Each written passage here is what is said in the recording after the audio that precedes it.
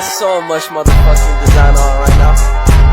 Break it down, bring it back, make it clap. I got 3 old thoughts, new block, where that day. Bitches on my line, and you know.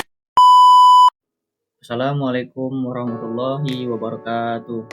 Perkenalkan, nama saya Randy, NIM 22112035. Semester 4 dari kelas B, jurusan Teknik Informatika dari Fakultas Ilmu Komputer Universitas Nurdin Hamzah. Baiklah, di sini saya akan mempresentasikan tugas proyek akhir saya, yaitu membuat program pada mata kuliah pemrograman 2. Nah, di sini saya membuat program, lalu saya mencari data kasus programnya, mencari data kasus pada Kaggle, yaitu saya mencari data kasus kemarin untuk saya, yaitu peminjaman buku pada perpustakaan.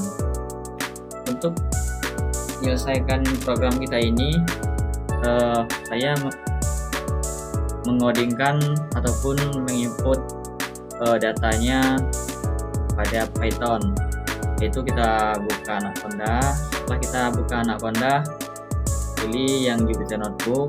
Setelah kita pilih Jupyter Notebook, kita klik, lalu dia akan mengarah kepada file ini. Pada filenya, nah jadi ini data kasus yang saya selesaikan pada program saya, ya setelah saya cari pada Kaggle, yaitu data peminjaman buku pada perpustakaan. Nah, ini bisa dilihat ya untuk codingannya, lumayan cukup banyak soalnya pada codingan di Python ini.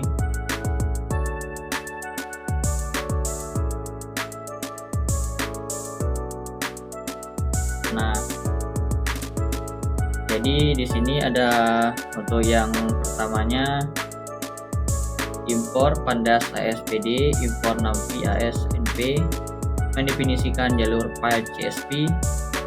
Ini pada latihan 6, saya membuat saja latihan 6. Saya salah tulis, ini adalah seharusnya tugas akhir. Nah, untuk datanya ini data yang kita cari pada Kaggle, itu data kasusnya yang berbentuk Excel. Setelah kita download pada Kaggle, setelah kita download, kita simpan filenya pada file kita di yang namanya data.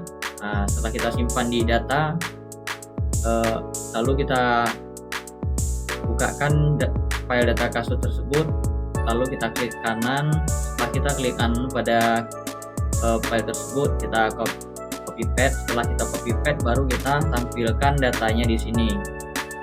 Nah, setelah menampilkan, kita lanjutkan membaca file CSV dengan pandas dan menyimpan dalam data frame DF. DFPD write CSV latihan 6. Ini untuk tulisannya ini harus kita sesuaikan ya. Jika tidak sesuai, maka kita jalankan itu tidak akan muncul isinya, dia akan error. Nah, ini DF, fungsi DF ini untuk menampilkan beberapa baris pertama dari data frame untuk memastikan data telah membaca dengan benar. Nah, inilah data saya yang berbentuk dalam Excel yang saya tampilkan pada Python ini. Inilah data saya untuk data peminjaman buku. Ini ada ID peminjaman, anggota peminjaman, box kode, tanggal peminjaman, dan tanggal pengembalian. Lanjut yang kedua. Yang kedua, mengelompokkan data berdasarkan kolom tanggal peminjaman dan menghitung jumlah entry dalam setiap kelompok.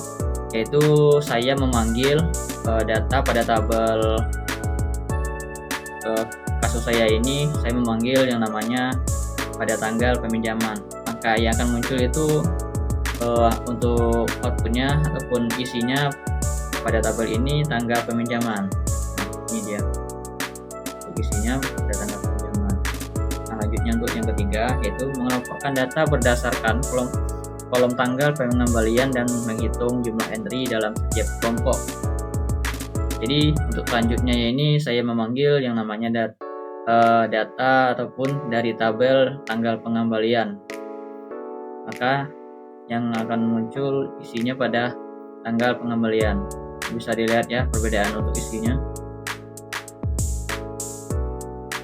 Selanjutnya juga seperti itu ya, ini ada top 5, short, head 5. Ini untuk memanggil dari tabel kita di atas tersebut, kita memanggil 5 data ya pada isi tabel. Dia akan muncul 5, yaitu 1, 2, 3, 4, 5 sesuai urutan. Nah, untuk yang tabel top 5 ini saya memanggil dari tabel saya itu ID peminjaman dan ID anggota dan box kode. Maka yang akan muncul ID anggota, ID tanggal pengembalian, dan ID peminjaman.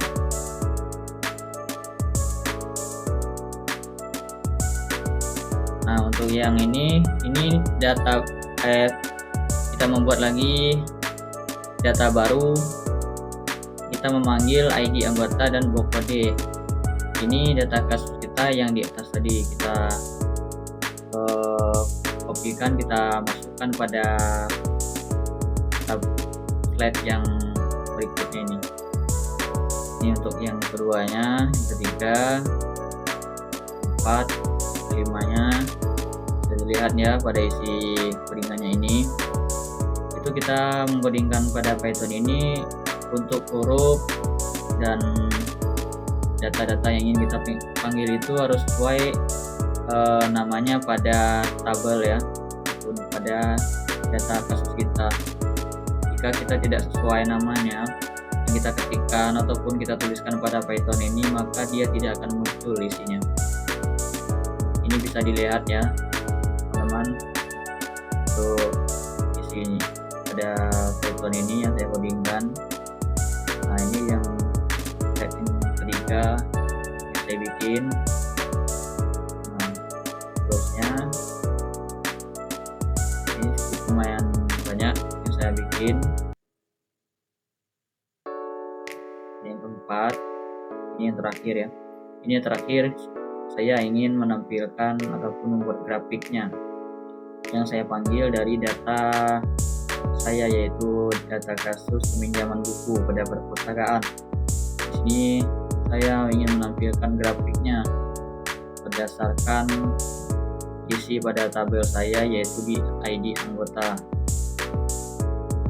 Setelah saya tuliskan ID anggota sesuai urutannya di sini, maka tampillah grafiknya di sini sesuai urutan juga, yang bergaris miring sesuai titik yang ditentukan.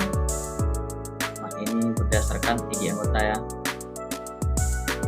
Nah, mungkin cukup sekian untuk penjelasan ataupun presentasi tugas proyek akhir saya membuat program yang saya cari data kasusnya di tabel.